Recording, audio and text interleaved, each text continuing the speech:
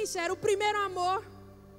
E esse primeiro amor, ele é puro, ele é lindo, ele não foi contaminado, você não conheceu as coisas lá de fora.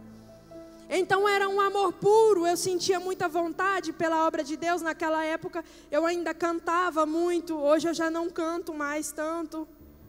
Eu sinto que às vezes não é um dom para mim, mas Deus chama direto para cantar.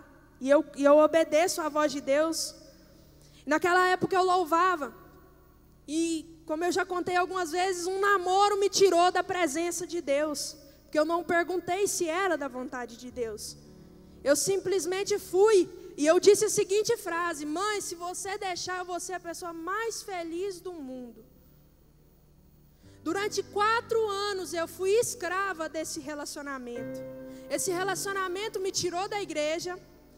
E através desse relacionamento eu conheci o mundo e tudo quanto o mundo podia oferecer. Eu tinha 13 anos de idade quando eu me afastei dos caminhos do Senhor. Hoje eu estou com 21, quase 22. Foi muito difícil voltar. Porque o meu primeiro amor havia se perdido quando eu me desviei. Quando eu me afastei dos caminhos do Senhor. O meu primeiro amor se foi. E para voltar foi muito difícil, porque tudo lá de fora me atraía. Tudo lá de fora era mais agradável aos meus olhos. Tudo lá fora era mais prazeroso do que aqui dentro. Porque aqui dentro eu tinha que fazer renúncia para viver a promessa de Deus. Aqui dentro eu tinha que viver a renúncia para viver quão boa e perfeita é a vontade de Deus. E eu vim para a igreja por várias vezes. Na época em que eu fui crente, da outra vez, meu pai não era. E a gente tinha muita dificuldade dentro de casa para manter os laços amorosos entre nós. Porque eram muitas brigas, contendas. Ele não queria ir para a igreja, minha mãe ia sozinha. A minha mãe, quando ela aceitou Jesus, ela foi curada, porque ela tinha dores horríveis no útero. Ela não podia me ter. Porque ela me teve de parto normal. Ela não podia ter filhos de parto normal, porque o útero dela era virado. Ela sentia horríveis dores. Mas ela falou para Deus, no dia que ela entrou na igreja, que se o Senhor curasse ela, automaticamente ela aceitaria Jesus. E ela conta isso e é lindo, porque ela aceitou Jesus e na mesma hora ela foi batizada com o Espírito Santo de Deus. Então dentro da nossa casa as coisas eram muito difíceis, os nossos laços familiares eram complicados, muitas brigas e contendas. E as coisas nunca se encaixavam, mas quando a gente veio para a igreja, o meu pai foi o primeiro a querer vir, porque ele viu como estava dentro da nossa casa. Uma filha perdida, e quando eu saí eu levei a minha mãe, e as coisas se complicaram e se complicaram. E o meu pai viu que a necessidade de ele vir primeiro, era muito importante que ele viesse primeiro para que ele pudesse trazer nós. E ele veio e a minha mãe veio, mas eu não conseguia vir, porque ainda assim o mundo me atraía muito. Era um amigo que me oferecia uma bebida, me oferecia um ingresso para ir numa festa, me oferecia para sentar na roda, para compartilhar dos prazeres carnais. Sempre foi muito difícil. A minha época de ensino médio me matou por dentro, porque era terrível ter que resistir às coisas do mundo, com tantas amizades que não me atraíam para a presença de Deus. No final do ano de 2017, eu comecei novamente a tentar vir para a casa de Deus. E vinha, aceitava Jesus, mas logo eu não conseguia, e saía e ia para o mundo. E a minha mãe começou a orar por mim, pela minha vida, para que Deus tivesse misericórdia da minha alma, porque por mais que eu viesse para o culto, logo depois eu iria para uma festa, e logo depois eu iria me entregar para outra coisa. E a minha mãe orava incessantemente, e Deus começou a mudar a minha vida, mas demorou. Para cair é muito fácil, mas para ficar de pé é muito difícil. Ficar de pé é difícil. Esses dias a gente estava conversando lá em casa e eu falei para minha avó que é importante que tenhamos amizades dentro da igreja que nos aproximem de Deus, porque essas amizades serão pilares para nos manterem de pé. Essas amizades nos ajudarão em oração, com um abraço, uma palavra, um conforto da parte de Deus. Então é importante que nós tenhamos amizades dentro da igreja, mas amizades que te chegam para perto da presença de Deus, e não amizades que te derrubem ainda mais do que você já está derrubado. E eu criei laços de amizade aqui dentro, e as coisas começaram a mudar. E Deus logo em seguida colocou em meu coração um desejo pela palavra, por pregar a palavra, por conhecer da palavra. E eu não sei muito, eu ainda sou uma criança. Estou dando passos de formiguinha, bem pequenininhos, conhecendo de pouquinho em pouquinho. E quanto mais eu me aproximo de Deus, mais o inimigo se lança contra a minha vida. Eu faço faculdade, e lá na faculdade não é diferente, só que hoje eu sou adulta. Eu tenho mais opinião. Eu me afasto daquilo que me afasta da presença de Deus. E a palavra de Deus diz que é resistir ao diabo e ele fugirá de vós. Mas tem dia que é muito difícil resistir ao que o diabo oferece. Quem vem aqui em cima e prega outra coisa está mentindo para você. É difícil resistir quando se conhecer o que tem lá fora.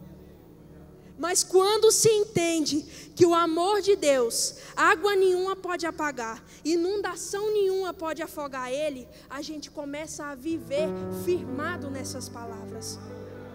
Tem um hino muito bonito que ele diz, se eu não me engano é Aquieta Minha Alma. O tempo não pode apagar e as muitas águas nunca levarão o amor que você sente por mim. Eu sei que tudo vai se cumprir. É através do amor de Deus que as promessas se cumprem na nossa vida. E quando nós entendemos esse amor, essas promessas começam a vir. E quando eu voltei para a presença de Deus e firmei os meus passos, a promessa de Deus e o propósito dele começou a se cumprir na minha vida. E então eu comecei a abrir o meu entendimento. E no início de tudo, eu escrevia muitos esboços, eu sentava um dia todo e escrevia esboços de palavras que Deus colocava em meu coração. E não preguei todas essas palavras a qual eu escrevi, porque logo Deus não permitiu que eu usasse os esboços, para não atrapalhar a minha mente, para que eu deixasse Ele me usar da maneira dEle, do jeito dEle, para que eu não me apegasse a palavras feitas e frases prontas, mas que eu deixasse que o Espírito Santo inundasse a minha vida e me usasse da maneira que Ele quisesse. Eu tenho esboços guardados e assim Deus começou a fazer na minha vida. Todos os dias eu sentava com muita vontade e muito amor naquilo e começava a escrever. E veio o meu primeiro convite para pregar. Eu me lembro, eu fiquei muito nervosa, mas eu coloquei no meu coração também que eu queria comprar um blazer. Eu falei, mãe, eu quero andar muito bonita, eu quero comprar um blazer. Quando eu for pregar eu vou usar esse blazer. Inclusive eu tirei ele do guarda-roupa hoje, mas eu não quis usar ele.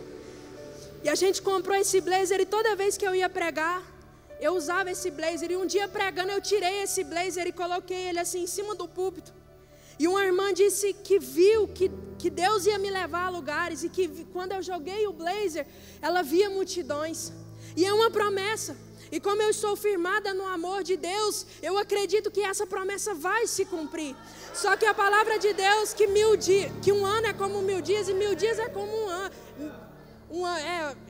1000 dias é como um ano e assim por diante. A palavra de Deus diz isso, que as coisas podem demorar, mas não é no nosso tempo, é no tempo de Deus. Porque no livro de Eclesiastes, no capítulo 3, vai dizer que para tudo há um tempo determinado.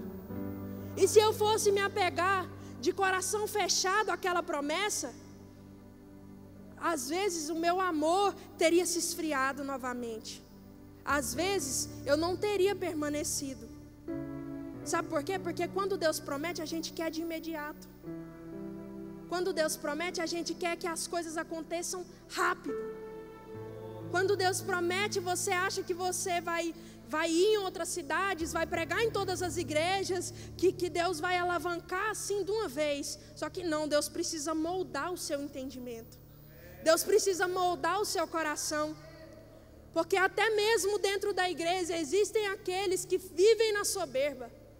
Existem aqueles que se deixam levar pelo sucesso. Não, eu estou famoso, eu sou pregador famoso. Não, eu tenho que cobrar para me pregar, eu tenho isso, eu sou famoso. Por isso que muitas das vezes o processo e as promessas de Deus demoram para se cumprir na nossa vida, no nosso ponto de vista. Porque para Deus não é demorado, simplesmente está dentro do tempo dele. Porque Ele precisa preparar o seu coração para receber todas aquelas coisas. Ele precisa preparar o seu coração para te entregar o seu propósito, a sua promessa, aquilo a qual Ele confiou a você. Para que você não se desvie depois, para que você não se distancie, para que você não venda o seu coração pelas luxúrias. E todo esse amor, todas essas promessas que Deus nos confiou, vão se cumprir.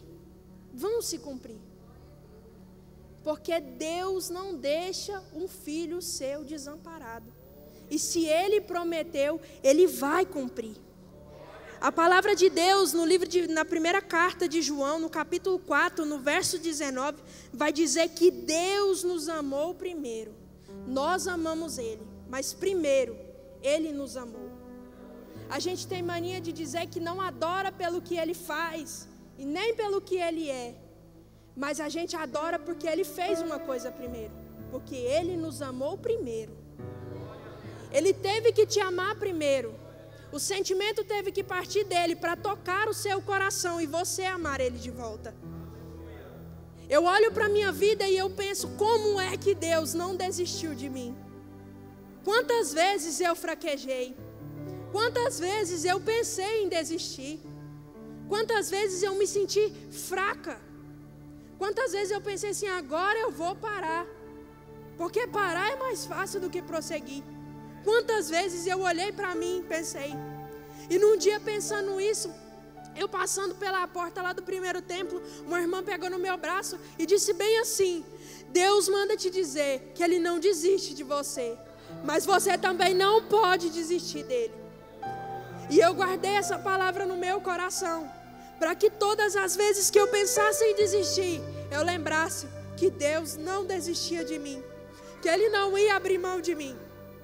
Que ainda que eu deixasse de amar, que ainda que eu me virasse contra Ele, que independente da dificuldade, Ele não desistiria de mim. E se hoje eu estou aqui, eu estou debaixo da misericórdia, da graça de Deus. Porque a misericórdia dEle excede todas as coisas. E que a misericórdia dEle dura para sempre. E eu estou vivendo e estou aqui debaixo da misericórdia de Deus.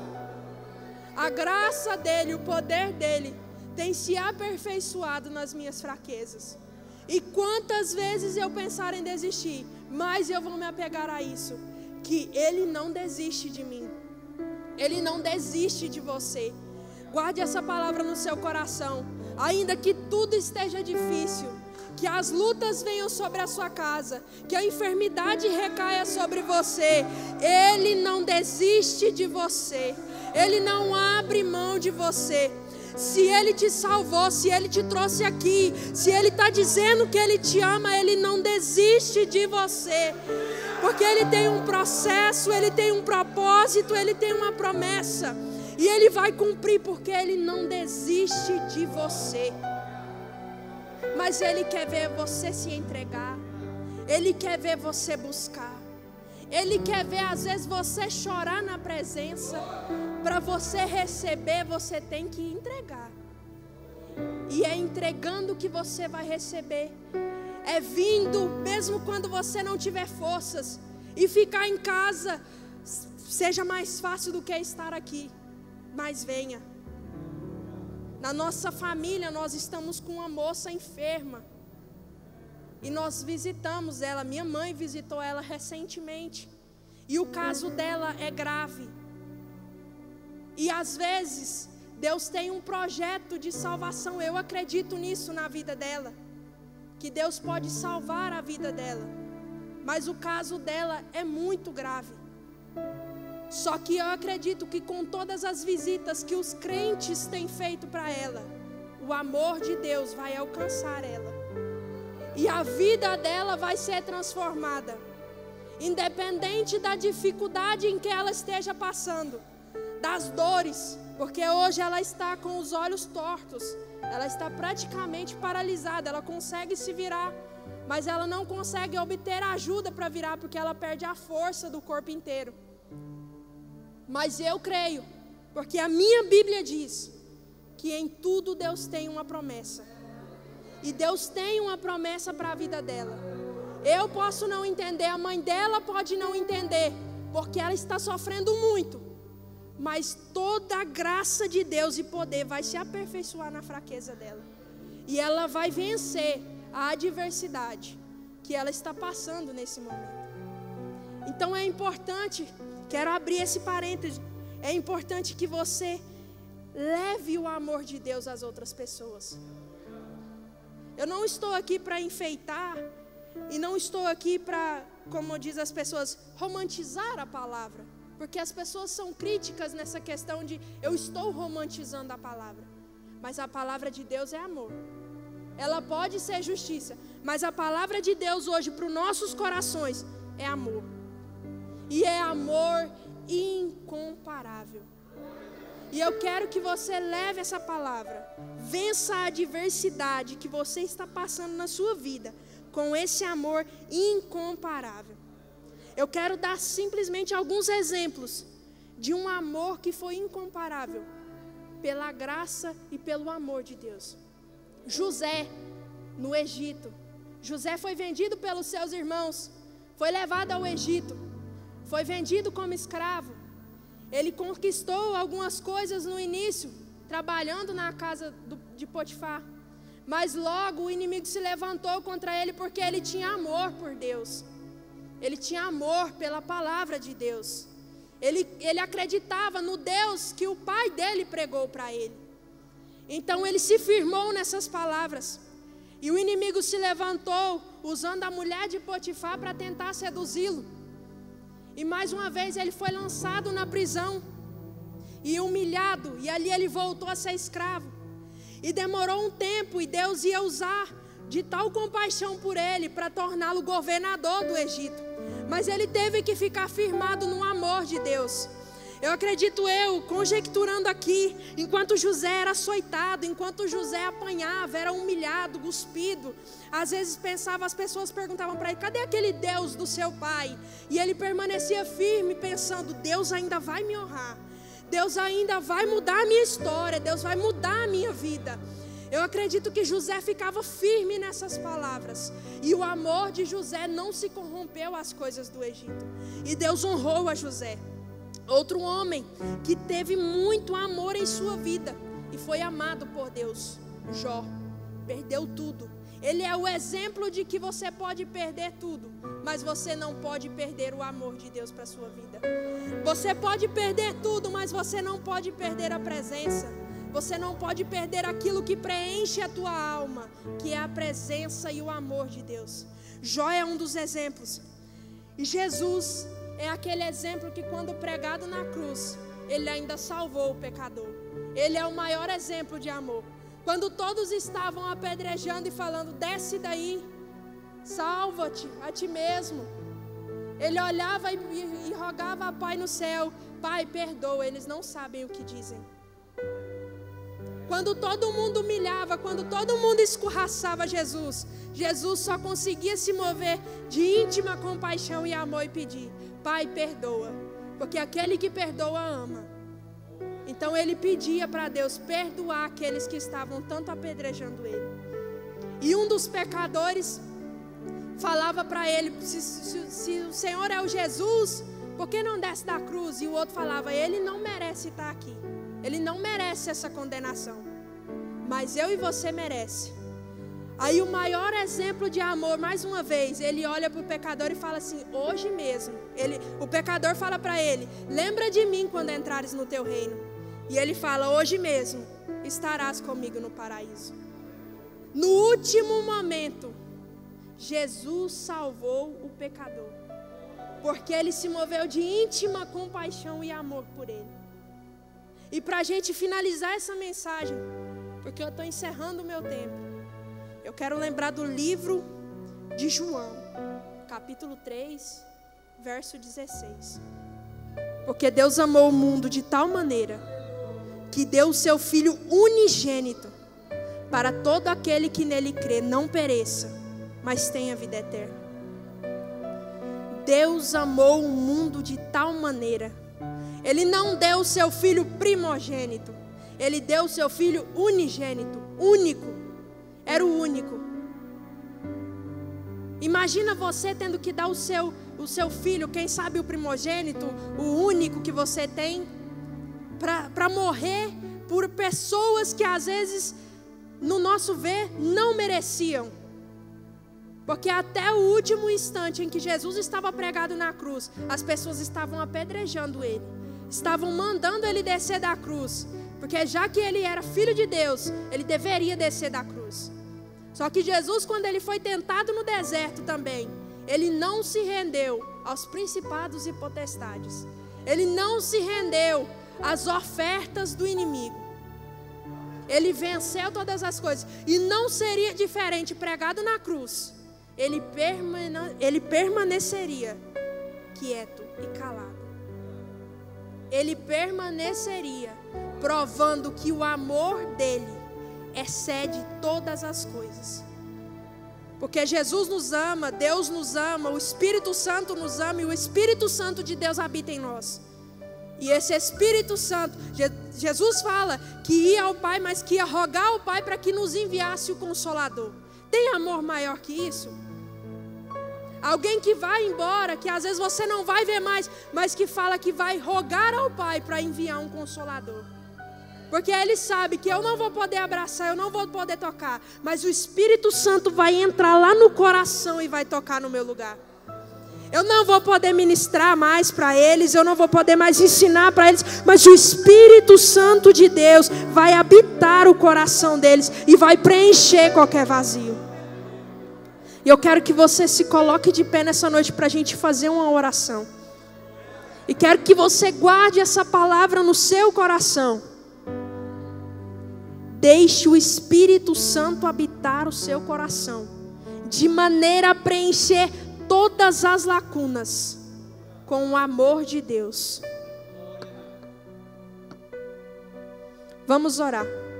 Senhor amado Deus, soberano Pai, Jesus, eu te agradeço, ó Pai, por essa palavra aqui ministrada, meu Deus. Pai, que todos aqueles que aqui estão, Senhor, sejam transformados pelo amor único e perfeito do Senhor, meu Pai. Senhor, que em nome de Jesus nós venhamos a ser preenchidos pelo Teu Espírito Santo. E que nós possamos nos apegar, Senhor, ao amor que não pode ser apagado. E nenhuma água pode afogar, nem vento nenhum pode levar para longe. Que nós venhamos não desistir do Senhor jamais, porque nós entendemos que o Senhor não desiste de nós, Pai. Senhor, em nome de Jesus, guarda a nossa vida, guarda o nosso coração, a nossa mente, Senhor. E que nós venhamos viver as Suas promessas para a nossa vida. É o que eu te peço nessa noite, crendo na Tua palavra e na Tua misericórdia, em nome de Jesus. Amém.